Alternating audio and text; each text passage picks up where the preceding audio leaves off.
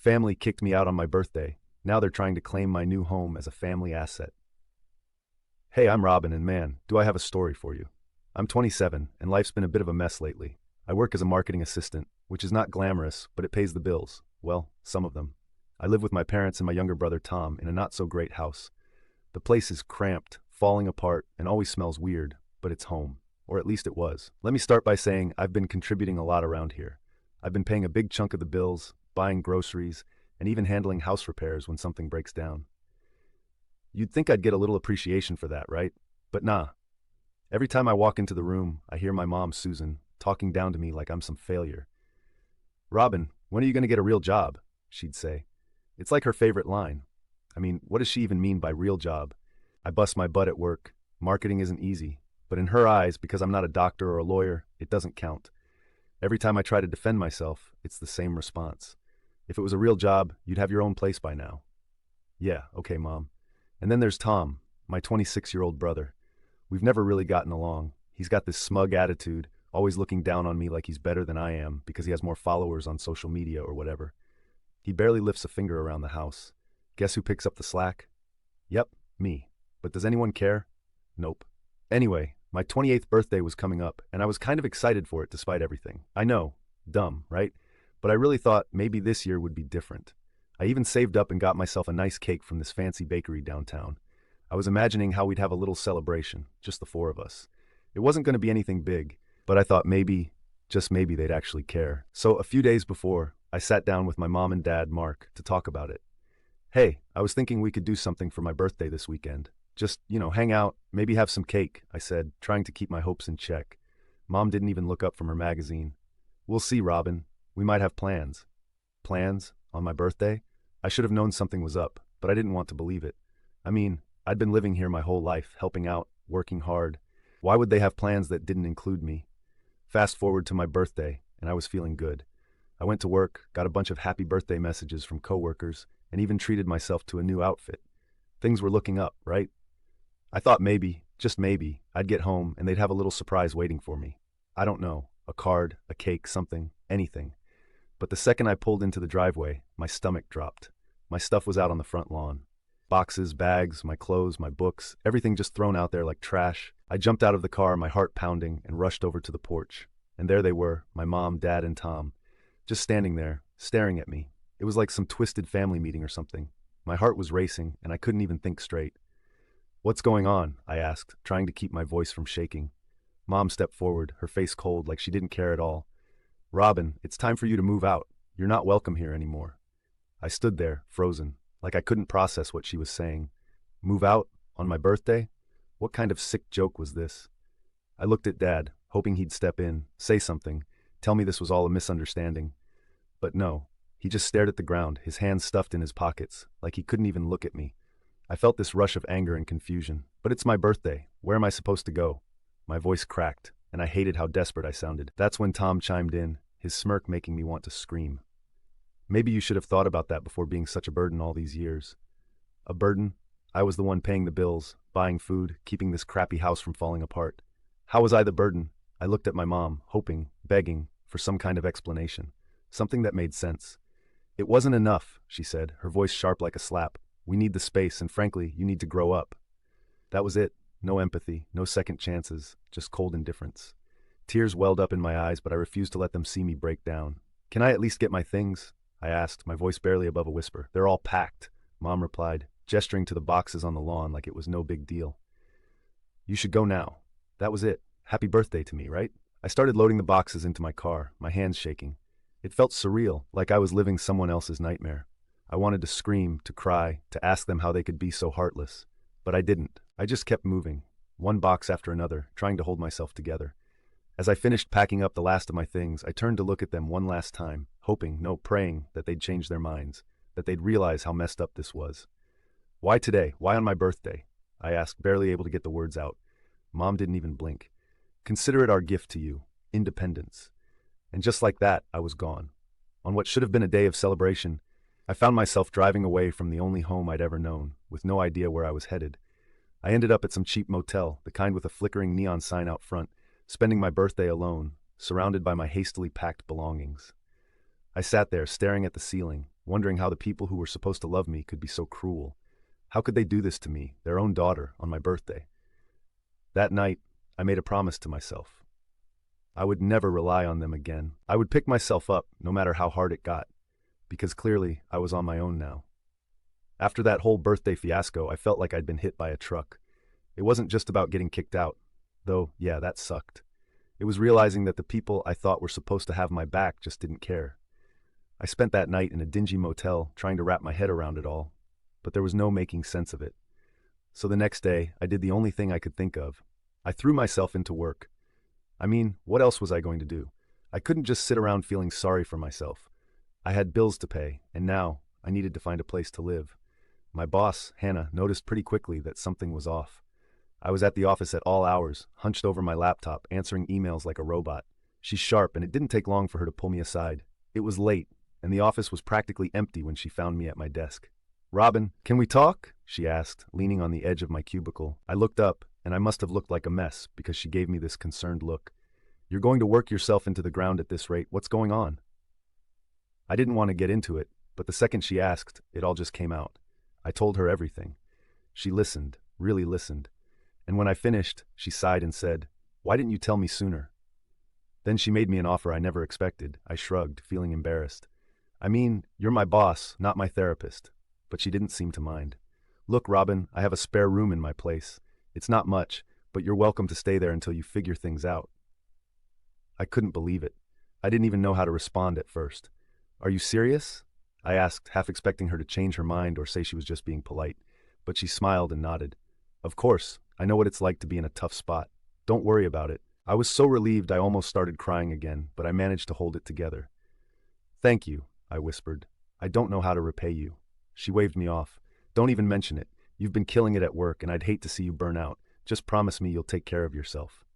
And just like that, I had a place to stay. It wasn't home, but it was something. I packed up my stuff from the motel and moved into Hannah's guest room the next day. It was a little small, but it was clean, warm, and quiet, which was all I needed at that point. The first night there, I sat on the bed just trying to process everything. I felt a little better, but there was still this hole in my chest, like everything I thought I knew had been ripped away. But I didn't let myself wallow for too long. I threw myself into work even harder, if that was possible. Hannah wasn't kidding when she said she'd push me, but honestly, I appreciated it. It kept me distracted. I took on more freelance gigs too. I figured the more money I could save, the faster I could get out on my own. It wasn't easy though. There were nights where I stayed up until 3 a.m., just staring at my computer, trying to crank out designs while my mind kept drifting back to my family.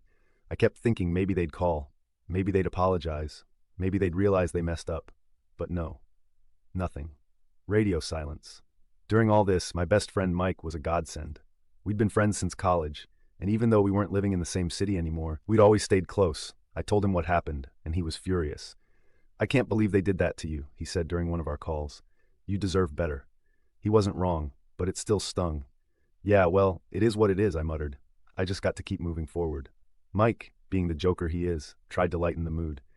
"You know what would really piss them off?" he said with a laugh. "You becoming wildly successful and rubbing it in their faces." I laughed, but the idea stuck with me. Not that I wanted revenge or anything.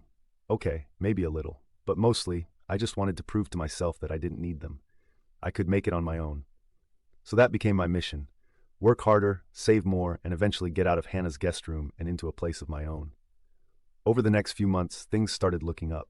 My designs were getting noticed by bigger clients, and I was bringing in more money than I ever had. I kept telling myself that every late night, every all-nighter was worth it, and honestly it was. Slowly but surely I was rebuilding my life, one project at a time. I started to feel like maybe I didn't need my family after all. Sure, it hurt, and it probably always would, but I was proving to myself that I could survive without them. I wasn't just surviving, I was thriving, and that felt good. One day, Hannah pulled me into her office with this huge grin on her face. "Robin, I've got some good news," she said. "How does a lead designer sound to you? With a raise, of course." I was speechless. "Are you serious?" I blurted out, feeling like I might pass out from excitement. "Dead serious," she said, still grinning.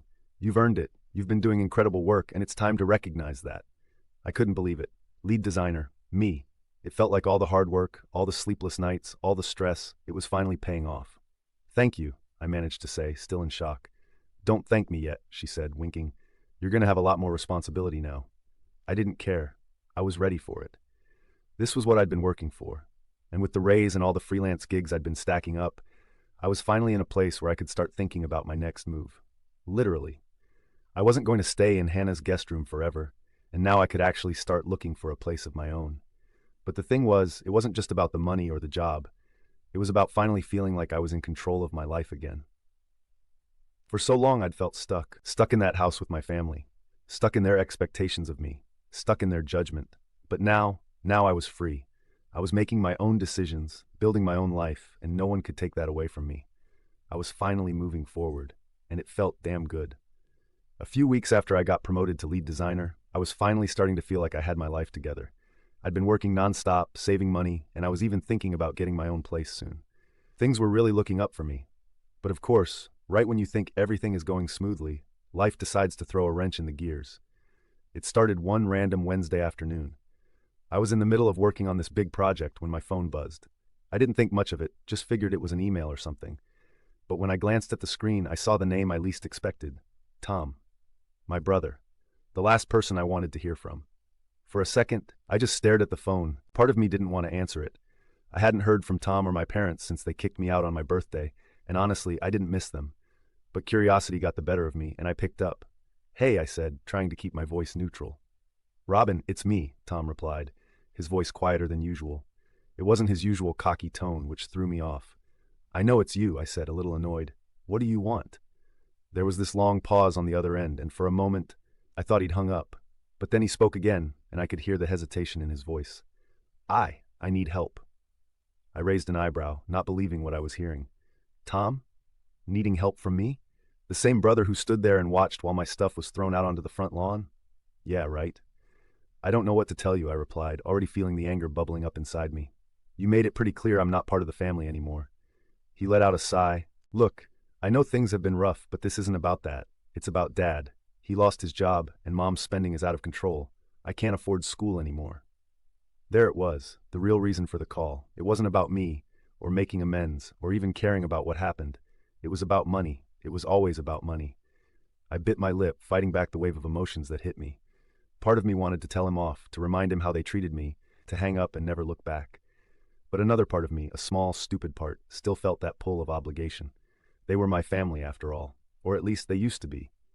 "So let me get this straight," I said, my voice sharper than I intended. "You're calling me now after months of silence because you need money?" "It's not just about the money," Tom said quickly. "We're in a bad spot, Robin. You know how Mom is.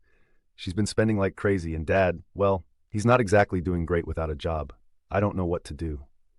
I took a deep breath, trying to keep my cool. "That sounds like a you problem, Tom, not mine." "Come on, Robin, we're family," he said, and I could practically hear the desperation in his voice. It was the first time in years he'd sounded vulnerable, but I wasn't falling for it. "Family?" I scoffed, unable to stop the bitterness from seeping into my tone. "You guys threw me out on my birthday. Family doesn't do that." He didn't have an answer for that, just a long pause. And honestly, that silence told me everything I needed to know. "I'm done being your backup plan," I said, my voice firm. "You, Mom, and Dad made it pretty clear where I stand with you all. Don't call me again." Before he could respond, I hung up. My hand was shaking slightly as I set the phone down on my desk. I felt this strange mix of anger, sadness, and relief. It felt good to stand up for myself, to finally put my foot down and say no. But at the same time, it sucked that it had come to this. I sat there for a few minutes, just staring at the wall, trying to process everything. I kept thinking about all the times I'd bent over backward for my family, all the times I'd sacrificed my own happiness for theirs. And where had it gotten me? Homeless. On my birthday. It was time to stop feeling guilty for walking away. They made their choice, and I had made mine. After that call, I threw myself back into work. I didn't want to dwell on it too long because I knew it would just drag me down. So I focused on the project I was working on, trying to push the thoughts of Tom and my parents to the back of my mind. But the thing is, once those thoughts creep in, they're hard to get rid of. That night, as I lay in bed, I kept replaying the conversation over and over in my head. But the next morning, I woke up feeling more determined than ever. I wasn't going to let my family drag me down anymore. I finally saved up enough to buy a really nice apartment, and honestly, it's the best thing that's happened to me. I was in the middle of a project, knee-deep in designs, and completely focused. When the doorbell rang, at first, I thought it might be a package or something. I'd been ordering a bunch of stuff for work, so I didn't think twice about it. But when I checked the security camera, I froze. There, Standing on my porch were my parents and Tom. My stomach did this weird flip, and I felt like someone had punched me. They hadn't reached out since that call from Tom weeks ago. I thought we were done. So why the hell were they here? I took a deep breath, trying to calm myself before opening the door. My mind was racing with all the possible reasons they could be standing there. Maybe they were here to apologize, or maybe they just needed something else. Honestly, I didn't know which would be worse. When I opened the door, my mom, Susan, didn't even wait for me to say anything. She pushed past me like she owned the place, her eyes scanning my living room like she was appraising it. "Wow, Robin, you've really done well for yourself," she said, this weird smile on her face, the kind that wasn't really a smile at all. I just stood there, stunned.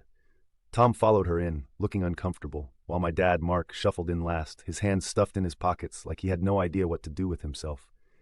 "What are you guys doing here?" I asked, trying to keep my voice steady. My heart was pounding, and I could feel this tension building up inside me. I knew this wasn't going to be a good conversation, but I was hoping, maybe, just maybe, I was wrong. Mom turned around, that fake smile still plastered on her face. "We're here to talk about living arrangements." I blinked, confused. "What?" Dad cleared his throat, and for the first time since they had arrived, he spoke. "We think it's time for the family to be back together." I almost laughed. It was so absurd, so ridiculous, that for a second I thought they were joking. "You're joking, right?" I asked, my voice dripping with disbelief. Mom's smile faded, and she crossed her arms, looking at me like I was the one being unreasonable. "No, Robin. We've talked it over, and we think it's time we all live together again as a family." I stared at her, speechless. This had to be some kind of prank. After everything that's happened? After you kicked me out on my birthday, and now you want to move in with me? Tom, who had been silent until now, chimed in with his usual smug tone. "Come on, Robin. Don't be so dramatic. That's all in the past." I felt my blood boil. "All in the past? You guys threw me out on my birthday. You left me with nowhere to go, no support, nothing. And now you want to just waltz back into my life like nothing happened?" Mom's expression hardened. "We gave you the push you needed," she said, her voice cold. "And look how well you've done because of it. You should be thanking us." I couldn't believe what I was hearing. They were trying to take credit for my success, for everything I'd worked my ass off for. "So what?" I scoffed. "You think you can just show up, claim credit for my hard work, and what? Move in here? This is my home, not yours." Dad, trying to play the peacemaker, stepped forward. "Robin, be reasonable. We're struggling right now. You have all this space, and we thought it'd be nice to be together again." I shook my head, my frustration building with every word they said. "You're only here because you need something. You didn't care about me when I was struggling, and now you expect me to help you? That's not how this works." Mom's face twisted with anger. "We're your family, Robin. We sacrificed for you. Everything you have is because of us." I couldn't hold back anymore. "Sacrificed? What exactly did you sacrifice, Mom? You kicked me out. You didn't help me when I needed it most. You threw me away like I was nothing. And now you think you're entitled to my success, to my home?" She opened her mouth to argue, but I wasn't done. "I've worked hard for this. I've built this life for myself. With no help from you, you don't get to walk in here and claim anything." Tom rolled his eyes. "God, Robin, stop being so selfish. We're just asking for a little help." That word, selfish, set me off. "Selfish," I snapped. "You want to talk about selfish? How about you all throwing me out of the house, leaving me with nothing? How about showing up here now, demanding that I give you a place to stay because you've screwed up your own lives? That's selfish, Tom, not me." Dad stepped forward again, his voice softer, almost pleading. "Robin, please. We're just asking for a chance." I took a deep breath, trying to calm the storm raging inside me. "You don't get to do this. You don't get to use me anymore." Mom's eyes narrowed. "Fine. If you want to be difficult, we'll take legal action. We have rights, you know." I couldn't believe what I was hearing. "Legal action? On what grounds?" "We'll find something," she said, her voice dripping with venom. "Don't push me, Robin." I let out a bitter laugh. "Go ahead, try. But let me tell you something. This is my house, and you have no right to it. You're not moving in. Not now. Not ever." They didn't say anything for a moment. I could see the anger and frustration building in their faces, but I didn't care. I wasn't backing down. Finally, I walked over to the front door and opened it wide. "Get out," I said, my voice steady now. They hesitated for a moment, but I stood firm, waiting for them to leave. Mom huffed, shooting me a look full of hatred before marching out. Dad followed her, looking like he wanted to say something, but he didn't. And then Tom, who just shook his head in disbelief, walked out without another word. As soon as they were gone, I closed the door and leaned against it, taking a deep breath. My heart was still racing and my hands were shaking, but I felt this weird sense of relief, like a weight had been lifted off my shoulders. I wasn't going to let them take advantage of me anymore. Not now, not ever. After I kicked my family out of my house, things got quiet again. I'm not gonna lie, it was a relief.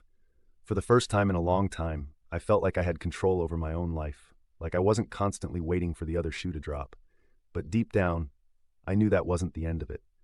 My mom had thrown out that threat about legal action, and even though I didn't think she had anything to stand on, I couldn't shake the feeling that they weren't done trying to weasel their way back into my life. A few days later, I got a call from Mike. He's one of my closest friends, and lucky for me, he's also a lawyer. I had mentioned the whole situation to him in passing, but I hadn't gone into all the details. Now that my family had crossed the line, I figured it was time to get some real advice. "Hey, Robin," Mike said when I answered. "You free to talk? I've been thinking about your situation." "Yeah, sure," I replied, suddenly feeling a bit anxious. "What's up?" "I've been looking into your parents' situation a bit more," he said, his tone getting more serious. "I know you mentioned that they've been struggling financially and you're worried they might try something shady. Well, I did some digging, and it turns out they're in deeper trouble than you thought." My heart sank. I didn't want to hear this, but I knew I needed to. "What do you mean?" I asked. "There's a history of financial issues, Robin. Tax problems, debt. It's not just that your dad lost his job and your mom's been overspending. They've been digging themselves into a hole for years. And now that you've made it clear they can't rely on you, they're getting desperate." I sat there, processing what Mike was saying. My mind flashed back to my mom's smug threats, her talking about legal action, her entitlement to what I'd worked for. It made sense now. This wasn't just about needing help. They were trying to find a way out of their own mess, and they saw me as their way out. "So what do I do?" I asked, feeling the familiar weight of stress settling on my shoulders. Mike was quiet for a second before answering. "Well, first off, you need to protect yourself. They might not have much of a case to try and take anything from you, but people do stupid things when they're desperate. We should file for a restraining order to make sure they can't harass you anymore. You've got enough evidence of their behavior, the threats, them showing up at your house. It's time to take some legal steps." A restraining order. That sounded extreme, but at the same time, I knew it was the right move. My family had already shown they didn't respect my boundaries, and if they were desperate enough to keep pushing, I needed to protect myself. "I'll do it," I said, feeling a sense of resolve. "Let's file the restraining order." Mike talked me through the process, and within a few days, we had everything in motion. It wasn't just about stopping them from coming to my house. It was about finally drawing the line. I wasn't going to let them drag me into their mess. I had worked too hard to get to where I was, and I wasn't about to let their issues derail my progress. As all of this was happening, I noticed something strange. I started getting weird messages from mutual acquaintances, people who knew my family but hadn't been in touch for a while. They were vague at first, but then it became clear. My parents were spreading lies about me. Apparently, I had abandoned them when they needed me most. I was selfish and ungrateful for not helping out after everything they had done for me. It was laughable, really. The same people who kicked me out on my birthday were now trying to play the victim card. I couldn't believe it, but at the same time, it pissed me off. I had worked so hard to rebuild my life, and now they were trying to tear it down by turning people against me. I called Mike again, letting him know about the rumors. "What should I do?" I asked, frustration clear in my voice. "Honestly, don't engage with it," he said. "These people don't know the full story, and your parents are banking on the fact that you'll get defensive and try to explain yourself. Don't give them that satisfaction. We'll handle this in court if it gets that far. And trust me, you've got nothing to worry about." It wasn't easy taking Mike's advice. My first instinct was to blast the truth to anyone who would listen, to tell them how my family had treated me and why I had every right to cut them off. But the more I thought about it, the more I realized Mike was right. I didn't owe anyone an explanation. I knew the truth, and that was enough. Weeks passed, and the legal proceedings moved forward. Mike was a beast in the courtroom, and when the restraining order was finalized, I felt this huge weight lift off my shoulders. My family couldn't come near me, and if they tried to pull any more stunts, they'd be in serious legal trouble. But that wasn't the end of their problems. Remember those financial issues Mike had mentioned? Well, it turns out they were worse than we thought. After some more digging, Mike found out that my parents had been dodging taxes for years. They'd been hiding money, falsifying documents, and now the IRS was on their tail. It was almost poetic, watching the mess they had made for themselves unravel right in front of them. As much as I wanted to feel bad for them, I couldn't. They had brought this on themselves. They had made their choices, and now they had to deal with the consequences. I wasn't going to be their savior anymore. One day, after everything had settled down, I sat in my living room, staring out the window and thinking about everything that had happened. It was strange, feeling this sense of closure. I had spent so long feeling trapped by my family's expectations, by their manipulation and guilt trips. And now, for the first time, I felt free.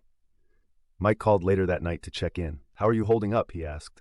"I'm good," I said, and for the first time, I actually meant it. "It's been a crazy ride, but I'm good." "You did the right thing, Robin," Mike said. "They made their choices, and you made yours. Don't let them make you feel guilty for protecting yourself."